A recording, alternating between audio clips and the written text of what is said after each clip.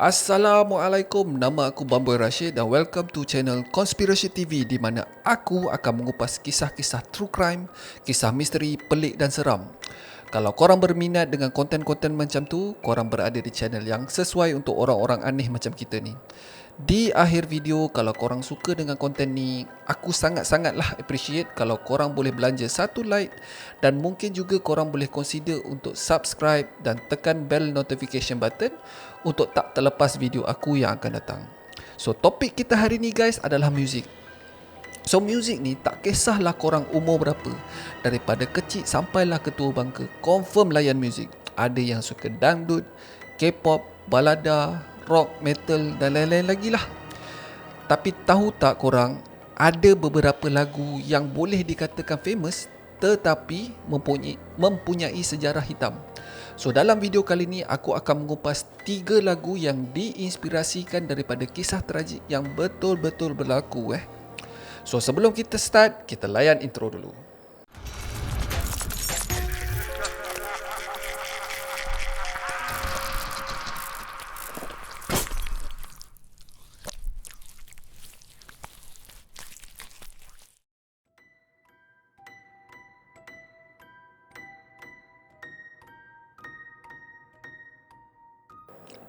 So lagu pertama ni adalah daripada band favourite Abang Boy sendiri, iaitu Pearl Jam. Sampai sekarang band tu ada lagi. Band ini berasal daripada Seattle dan pada masa tu memang tengah up lah band-band muzik grunge ni. Ini pada era 90-an Kalau adik tak tahu grunge ni apa, korang boleh tanya bapak-bapak korang. Confirm kalau bapak korang level remaja matang macam Abang Boy ni, confirm diorang tahulah. So apa yang band ni buat? Satu hari vokalis band Pearl Jam ni iaitu Eddie Vedder terbaca newspaper yang menceritakan tentang seorang remaja lelaki berumur 15 tahun membunuh diri guys. Cara dia bunuh diri tu agak tragis sebab dia bunuh diri di hadapan kelas yang penuh dengan 30 pelajar yang lain. Dan nama remaja itu adalah Jeremy Wade Dale. So Eddie Vedder kita ni terus dapat idea untuk menginspirasikan mendiang adik Jeremy kita menjadikan sebuah lagu. So lagu ni punyalah best sampai masuk carta lagu-lagu Billboard Top 100 guys. Bukan calang-calang So apa sebenarnya yang terjadi pada adik Jeremy ni? Pada 8 Januari 1991, si Jeremy ni dengan sengaja datang lambat ke sekolah. Dan disebabkan itu, cikgu dia suruh si Jeremy ni pergi ke pejabat guru besar untuk mengambil slip kedatangan. Tetapi apa yang Jeremy ni buat adalah dia pergi ke loker dan ambil sepucuk pistol yang disonglap dari teman wanita ayahnya. So dia pun terus ke kelas. Sampai je dia ke kelas, dia terus cakap dengan cikgu, "Miss, I got what I really want for." Bermaksud, "Cik, saya dah dapat apa yang saya cari." So tanpa cerita banyak, Jeremy ni tadi keluarkan pistol tadi dan terus acukan ke mulut dia guys. Dan depan cikgu, depan rakan sekelas dia yang 30 orang tu. Oh gila guys. Kalau jadi depan aku, confirm makan tahun doh trauma. Seram gila. So apa yang aku dapat korek masa buat research, tak banyak yang diketahui tentang motif sebenar kenapa Jeremy bertindak mengambil nyawa sendiri dengan cara yang agak hardcore macam tu. Tetapi ramai yang berpendapat yang si Jeremy ni mengalami masalah depresi. Mungkin disebabkan tahun sebelumnya mak dan ayah dia bercerai dan Jeremy terpaksa berpindah ke tempat baru iaitu bersama ayahnya di Richardson, Texas. So bila dia berada di persekitaran yang baru, mungkinlah Jeremy ni susah nak bergaul dengan kawan-kawan, yang menyebabkan Jeremy ni selalu berseorangan dan bersedih. So kisah dia habis macam tu je ke? Oh tak. Ada lagi sambung. So dekat sini plot twist dia. Setelah 27 tahun peristiwa tu, ibu kepada Jeremy tampil memberi kenyataan bahawa lagu hit yang dimainkan oleh kumpulan Pearl Jam itu langsung tak ada kena-mengena dengan anak dia. Sebab kalau korang kaji lirik lagu Jeremy itu sendiri, ia mengisahkan tentang seorang budak yang dibuli oleh kawan-kawan sekolah dan tidak dihirau dan didera oleh mak bapak dia. Tetapi yang sebenarnya, Tak ada rekod yang mengatakan bahawa Jeremy dibuli oleh rakan sekelas, dan walaupun mak bapak Jeremy dah bercerai, diorang tak pernah mengabaikan dia. In fact, beberapa bulan sebelum kejadian, Jeremy dan bapa dia telah beberapa kali menghadiri sesi kaunseling untuk membantu Jeremy melalui fasa depresi beliau. So lebih kurang macam kumpulan Pearl Jam ni mengambil kesempatan ke atas kisah tragis yang terjadi pada anak dia. So korang imagine sampai ke hari ini fans Pearl Jam duk mengecam mak bapak kepada Jeremy ni, sebab diorang ingat mak bapak Jeremy ni mengabaikan Jeremy dan mendera Jeremy. So mak kepada Jeremy ni claim yang pihak kumpulan Pearl Jam langsung tak ada kontak atau selidik apa yang sebenarnya terjadi kepada adik Jeremy. Tak lama kemudian, vokalis kumpulan Pearl Jam iaitu Eddie Vedder tampil memberikan penjelasan bahawa lagu Jeremy adalah sebenarnya untuk memberi kesedaran tentang kesihatan mental. Kalau korang nak tahu, pada masa itulah kan, 1990, isu mengenai kesihatan mental, depresi masih tak meluas. So tak ada awareness sangat. So orang tak berapa tahu sangat pasal depresi dan sebagainya. Dan sebenarnya watak Jeremy di dalam lagu itu berkaitan dengan pengalaman Eddie sendiri semasa zaman persekolahan dia, di mana rakan sekelas Eddie menembak secara rambang di sekolah. Semuanya akibat dia dibuli oleh rakan kelas dan didera oleh mak bapak dia sendiri. So nama Jeremy itu hanya diambil sebagai satu penghormatan kepada Jeremy yang sebenar.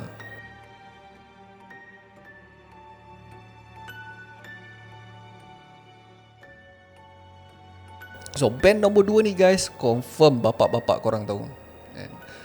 Tak kisahlah bapak korang kaki surau, kaki rempit, mat bunga, confirm lah pernah terdengar.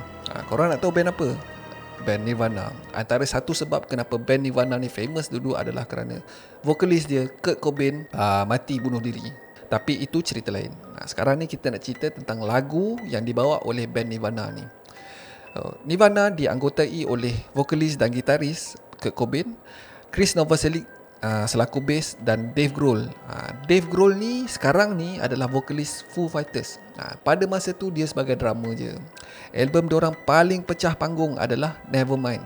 Lebih kurang keseluruhan lagu dalam album tu agak rancak jugalah, tetapi ada satu lagu yang dimainkan secara akustik dan tone lagu tu agak mellow sikit berbandingkan dengan lagu-lagu yang lain. Nak tahu lagu apa? Nama lagu dia adalah Polly. So kalau kita ambil sebiji lirik dia mengisahkan tentang seekor burung kekak tua yang nak makan cracker ataupun biskut, tapi benda tu hanya kiasan je guys. Lagu tu sebenarnya mengenai sudut pandang atau point of view dari seorang perogol pedofilia bersiri yang bernama Gerard Arthur Friend yang menculik seorang gadis remaja yang berumur 14 tahun. Banyak yang mengaitkan kes ini dengan kehilangan Polly Hannah Klass, tetapi sebenarnya itu different case Ni kes berlainan. Nama mangsa dalam lagu Polly ini sebenarnya dirahsiakan atas sebab mangsa masih hidup dan pada waktu itu dia di bawah umur. So apa yang terjadi sebenarnya? Mangsa, senang kita panggil Polly lah So Polly ni baru nak balik daripada konsert dan menumpang kereta di tepi jalan. Pada zaman tu, era 90-an, 80-an, ramai orang yang hitchhike atau menumpang kereta stranger. Diorang ni memang selamba je naik guys. Memang culture diorang macam tu lah kot. Tapi kalau dekat sini, aku nak naik Grab tengah-tengah malam pun aku goyang baik. So apa yang berlaku adalah pada sekitar Jun tahun 1987, Mamat Gerard ni tengah bawa kereta di bandar Lakewood, Washington, telah menumpangkan seorang remaja perempuan yang berumur 14 tahun yang baru balik daripada tengok konsert. So lepas dia masuk kereta tu, at some point tiba-tiba perempuan tu berasa macam tak selesa. Mungkin sebab si Gerard ni macam creepy sikit kot, tak tahu lah. Dan menyuruh Gerard ni berhenti. Dan pada waktu inilah Gerard mengacukan sebilah pisau dan mengugut untuk membunuh Polly kalau tak ikut cakap dia. Apa yang berlaku seterusnya, Polly diculik dan dibawa ke rumah Gerard, di mana Polly dirogol dan diseksa berulang-ulang kali guys. Diseksa menggunakan apa? Menggunakan blowtorch. Tangan Polly diikat dan digantung dari bumbung menggunakan sistem puli yang Gerard dah drill siap-siap dekat dinding rumah dia. So dalam lirik lagu Polly ni, di mana Kurt Cobain menyebut Polly want some water to put out the blowtorch, dia reference kepada perlakuan manusia bernafsu binatang ni lah. So selepas binatang ni habis settle dengan kerja dia, dia buka pengikat Polly dan drag dia masuk di dalam kereta dengan niat untuk membunuh Polly dan membuang mayatnya di hutan berhampiran. So Polly yang penat diseksa, kelihatan macam tak sedar diri, macam pengsan lah. So dia rasa macam selamat ni, aku drag je lah. Padahal Polly sebenarnya sedang mencari peluang untuk melepaskan diri daripada jerat. Semasa dalam perjalanan, Polly memberanikan diri untuk melompat keluar daripada kereta yang dipandu laju. Dengan badan yang tersangat-sangat lemah, Polly menggagahkan diri untuk meminta bantuan daripada stesen minyak yang berdekatan. So by the time jerat patah balik U-turn, Polly dah masuk dah dekat dalam stesen minyak tu dan minta penjaga kaunter untuk call polis. She caught me off my guard, amazes me the will of instinct. Membuat reference tentang betapa nekatnya Polly untuk hidup. Sure kita ingat jerat terus kena cekuk lepas tu kan? Salah guys. Selepas dia nampak Polly dah selamat masuk kat dalam stesen minyak tu, jerat tak banyak cerita, terus U-turn, terus belah daripada situ dan balik ke rumah. Dia grab apa benda barang-barang keperluan dia dengan tujuan untuk melarikan diri. Hari esoknya, secara kebetulan, polis stop dia atas kesalahan trafik. Tak ada kena-mengena dengan kisah Polly ni tadi. Jerat fikir tak mungkin dia disabitkan dengan kes Polly sebab most of the time jerat menutup mata Polly dengan kain supaya tidak dapat mengecam jerat sebagai pelaku.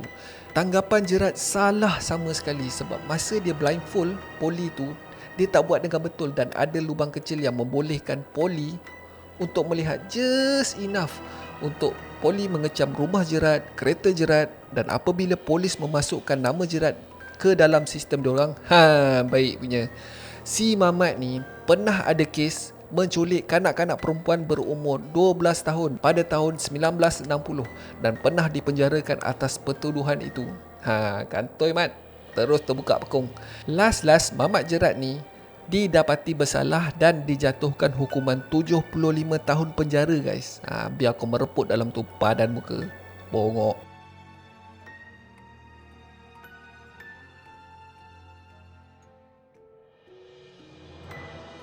Pada tahun 1979, new wave band daripada Ireland, The Boomtown Rats, telah riliskan sebuah lagu yang diberi nama I Don't Like Mondays.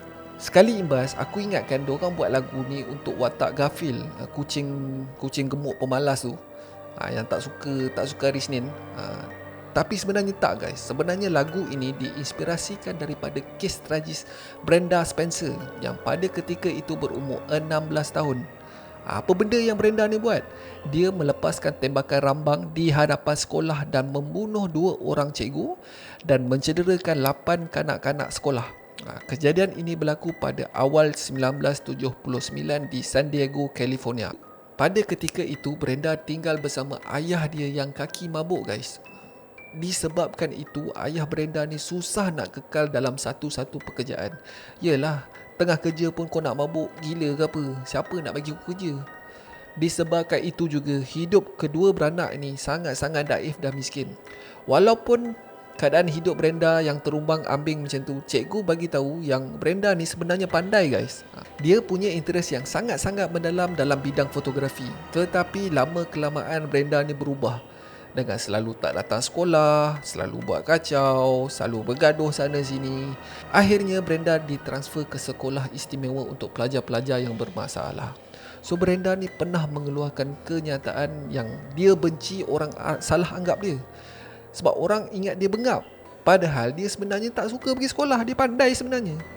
So di sekolah istimewa ni lah yang pakar psikiatris dapat detect bahawa Brenda ni sebenarnya ada masalah lain. So lepas dibuat x-ray, diorang dapati Brenda ada kecederaan di temporal lobe di bahagian otak. So temporal lobe ni adalah bahagian otak yang banyak dikaitkan dengan mengawal emosi dan sebagainya. So ayah kepada Brenda mengatakan yang Brenda pernah mengalami aksiden kecil semasa berbasikal masa kecil dulu. Tetapi diingatkan macam, yalah tak ada apa benda kan, budak-budak kan. Kau dah jatuh, kau naik basikal balik, kau henjut lagi kan. So pakar psikiatris mencadangkan yang Brenda ni kena dimasukkan ke dalam hospital sakit jiwa untuk merawati penyakit mental Brenda yang makin parah.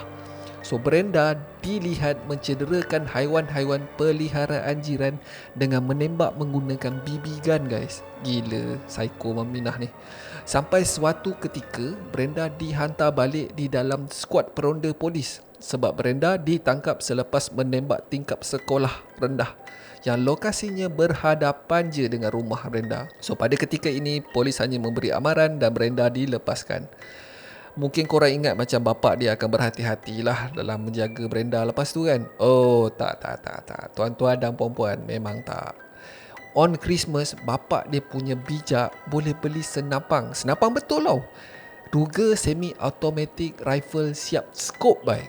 Tak cukup dengan tu, bapak dia siap bagi 500 butir peluru. Alah, kau ni tak bijak lah. Aduh. Kau dah tahu anak kau mental tak stabil. Kau boleh bagi senapang betul lu.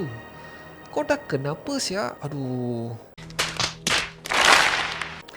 So, pada pagi 29 hari bulan Januari tahun 1979, hari tu adalah hari Isnin dan hari pertama persekolahan di Cleveland Elementary School. Kanak-kanak sedang beratur sementara menunggu guru besar Burton Rack membuka pintu gate sekolah. Secara tiba-tiba kedengaran tembakan yang entah daripada mana menuju kepada kanak-kanak yang beratur di depan sekolah. Dalam keadaan panik, sebanyak 8 orang kanak-kanak cedera dan guru besar as well as pekerja am sekolah yang bernama Daryl Barnes mati akibat terkena tembakan semasa cuba menyelamatkan murid-murid sekolah itu. Seorang anggota polis yang pertama sampai di tempat kejadian parah ditembak di bahagian leher. Rupa-rupanya rumah Brenda ni hanya bertentangan jalan je dengan sekolah tu guys. So untuk mengelakkan sebarang kemalangan jiwa lagi, polis bertindak untuk park lori sampah betul-betul di hadapan rumah Brenda ni untuk menghalang pandangan Brenda. Selepas tu Brenda tak boleh nak buat apa-apa. Dia barricade satu rumah. Barricade tu maksudnya dia meletakkan penghadang di sekitar rumah dia dengan perabot-perabot untuk tak bagi polis tu masuk dalam rumah. Dia bertahan selama 6 jam guys. Nak tahu tak macam mana Brenda ditangkap? Ini perkara yang naklah kata lawak pun tak lawak. Polis duk call rumah Brenda ni untuk nego Brenda supaya menyerah diri. Selama 6 jam dia punya degil tak nak menyerah diri tu. Ya Allah. Tetapi last kali dia cakap kat polis tu, aku lapar. Kalau kau janji belikan aku Burger King, aku akan surrender. Gila lah. Macam tak ada apa-apa sial, dia dah tembak orang. Dia boleh surrender macam tu. Aduh. So dekat sini kita boleh tahulah keadaan mental si Brenda ni. Memang tak stabil tu. So dalam interview, bila ditanya apa sebenarnya motif Brenda buat macam ni, korang nak tahu apa dia jawab tak? Dia cakap, aku benci hari Isnin. Apa yang aku buat ni akan menceriakan hari tu. Gila. So Brenda dibicarakan sebagai seorang dewasa walaupun dia berumur 16 tahun pada waktu tu, dan dia mengaku bersalah atas kesalahan membunuh 2 orang, dan sehari selepas birthday dia yang ke-18, Brenda dijatuhkan hukuman 25 tahun penjara. Pada waktu yang sama, Brenda didiagnos mempunyai penyakit epilepsi dan mendapatkan rawatan yang sangat-sangat diperlukannya untuk merawat sawan dan depresi yang beliau alami. So that's it for today guys. Terima kasih sebab tengok video Abang Boy sampai habis. Kalau korang suka dengan konten Abang Boy ni, mungkin korang boleh belanja Abang Boy satu like, dan mungkin juga korang boleh consider untuk subscribe dan tekan loceng notification supaya tak terlepas video-video Abang Boy yang akan datang. So akhir kata, be awesome, stay creepy. Assalamualaikum.